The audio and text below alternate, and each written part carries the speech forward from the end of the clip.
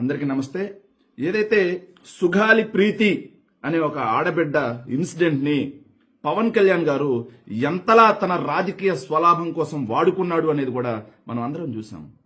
ఏదైతే 2017 August 18న August 18న Chandrababu Naidu గారు ముఖ్యమంత్రిగా ఉండగా జరిగినటువంటి ఈ ఘటనని ఆ రోజు తేలుకుట్టిన దొంగల కిక్కురు మనకుండా ఉన్నటువంటి వ్యక్తి ఏదైతే 2019 నుంచి 24 మధ్యలో జగన్మోహన్ రెడ్డి గారి ప్రభుత్వ హయాంలోనే ఇది జరిగినట్టుగా ప్రజల మెదడులోకి ఎక్కించడం కోసం మాట్లాడిన మాటలన్నీ కూడా విన్నాం.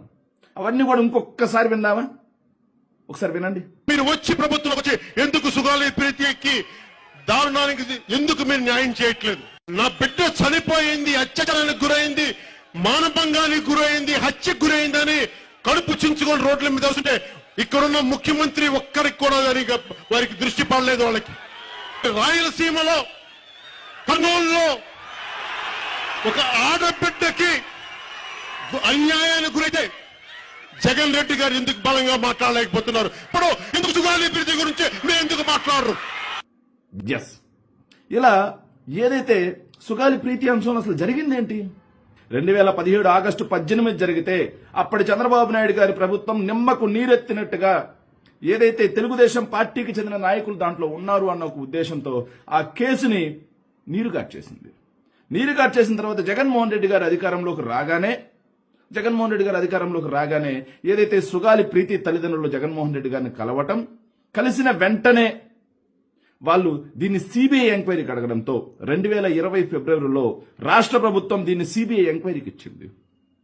సిబిఐ దాన్ని ఉత్తర్వులు ఇచ్చినా సరే తీసుకోవట్లేదని చెప్పి సెప్టెంబర్లో సిబిఐ ఏదైతే సుగాలి ప్రీతి తల్లిదండ్రులు హైకోర్టుకు వెళ్లి పిల్లేశారు.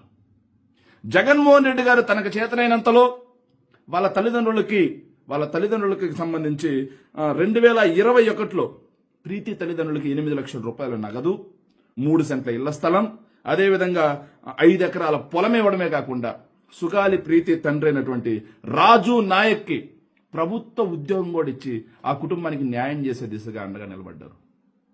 మరి ఈ మాత్రం చిత్తశుద్ధి, ఆ కుటుంబం పట్ల చిత్తశుద్ధి పవన్ కళ్యాణ్ గారికి ఉందా?